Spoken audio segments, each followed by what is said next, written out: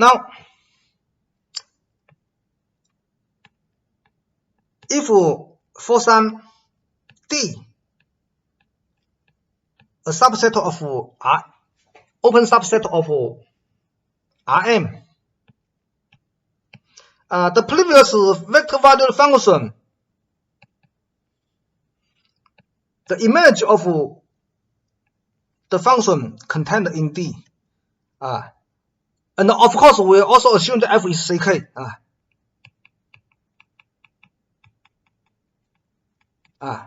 In this case, we denote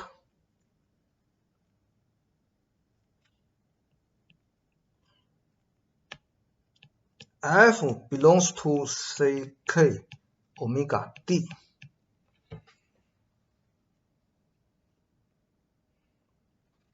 That is to say, we consider f as a map omega to d. Okay, so this map is ck smooth.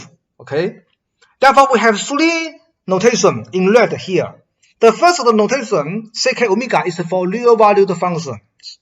The second notation, ck omega rm, is a case smooth vector valued function into Rm, but we don't care about the image of f, about the codomain. Okay, the image of f, we don't care. If you want to indicate the image of f, that is, you have such a d, then you write f belongs to ck omega d. Okay, so this is three notation. Finally, if f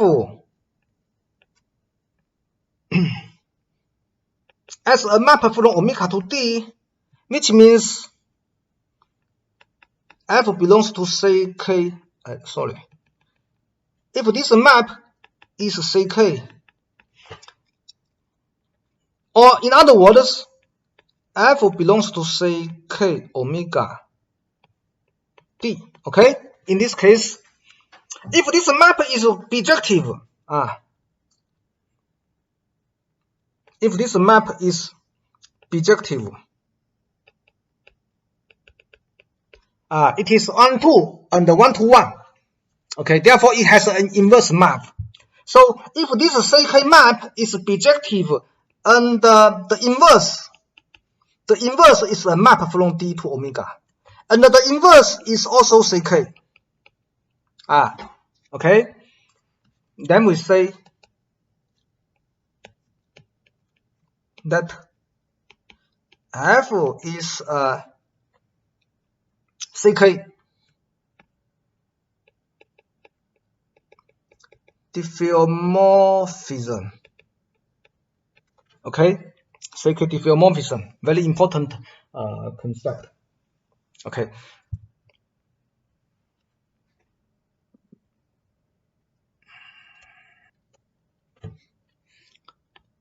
Now we consider some example.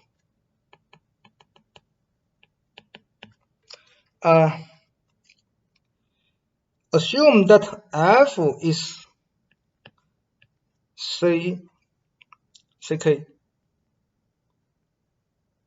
C4 R3. Then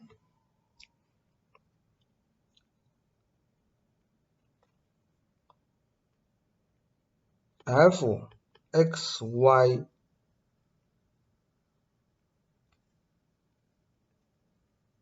z y is f y x z y. Of course, this is how to say, this is trivial because f x y z y is f x y, as you can check, but f x y is f y x, so this is f y x z y, and this is the right hand side, fyxzy. So this is trivial, but we will have another not so trivial formula.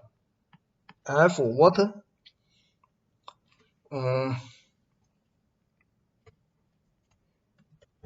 Maybe xzy is f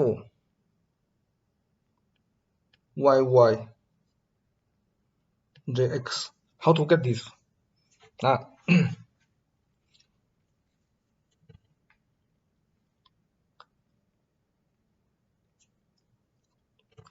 So we want to move the y and xz switch the order of differentiation. So how to do this?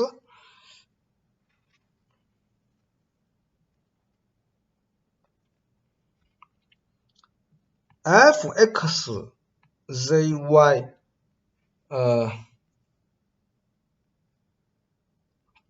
is fxzy, right? Of course, this is fxyz. Therefore, this is fxyz,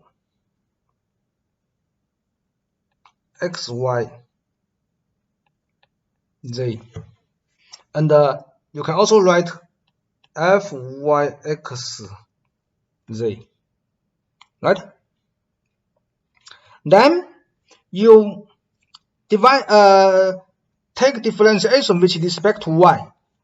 You will eventually you will get the right hand side.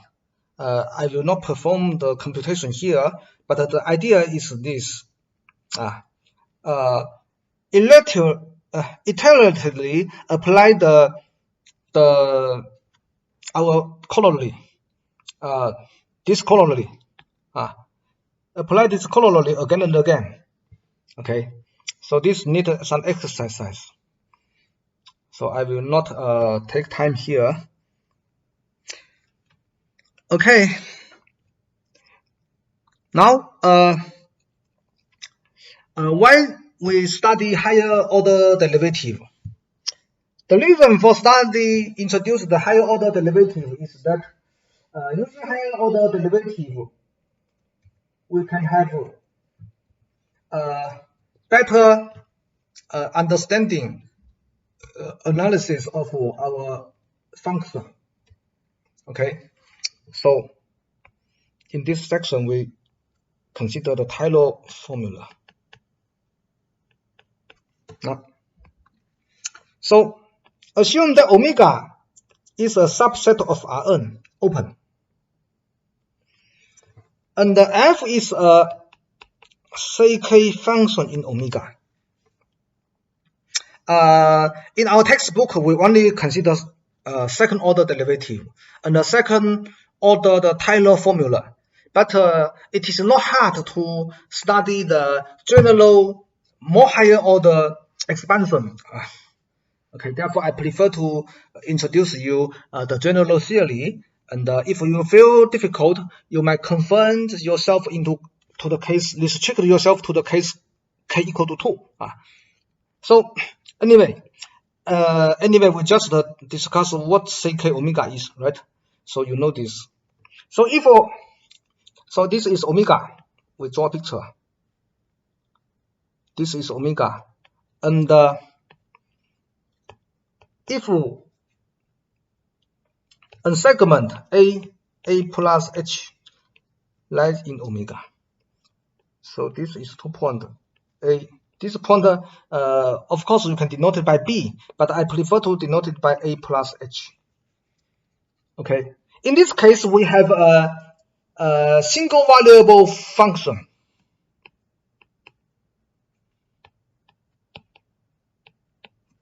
Phi defined on 0, 1 interval.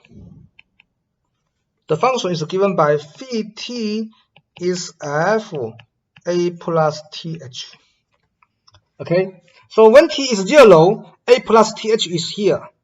And when t from 0 goes to 1, the a plus th goes from a to the a plus h.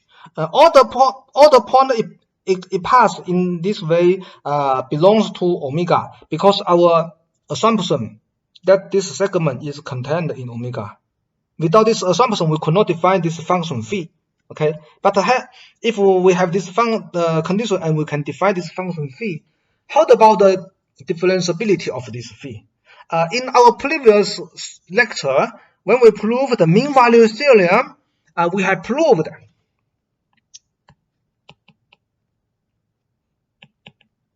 phi is differentiable.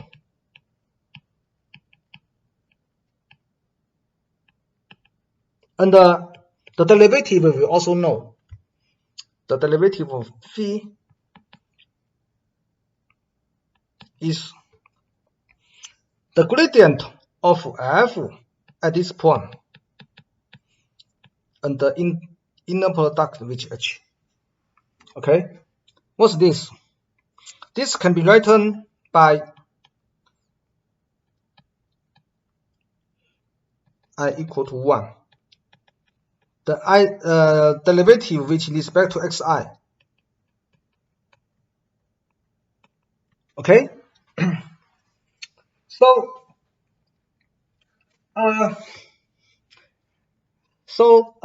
this function, because f is ck,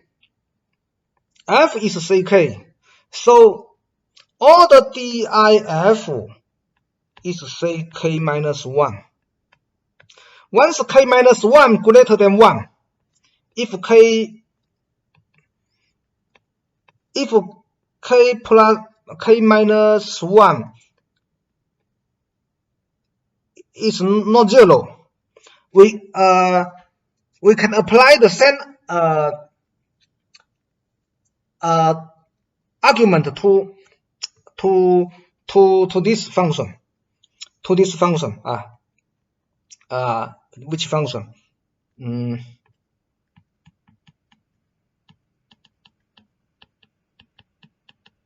Okay, so replace the f, our f, we take the f, replace the f by the DIF. DIF is at least C1. Okay, therefore we can repeat the argument for our phi, repeat our previous argument for our phi to this new function. This new function. At the left lower corner of this page, the function given at the lower left corner of this page. Okay, so apply the same argument we performed in the proof of mean value theorem to this function. We will see that this function is differentiable,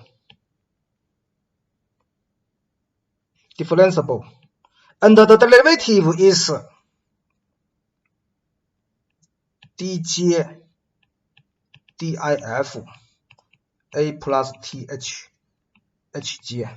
Okay, just replace the f, the previous of course we need to sum for j from 1 to n.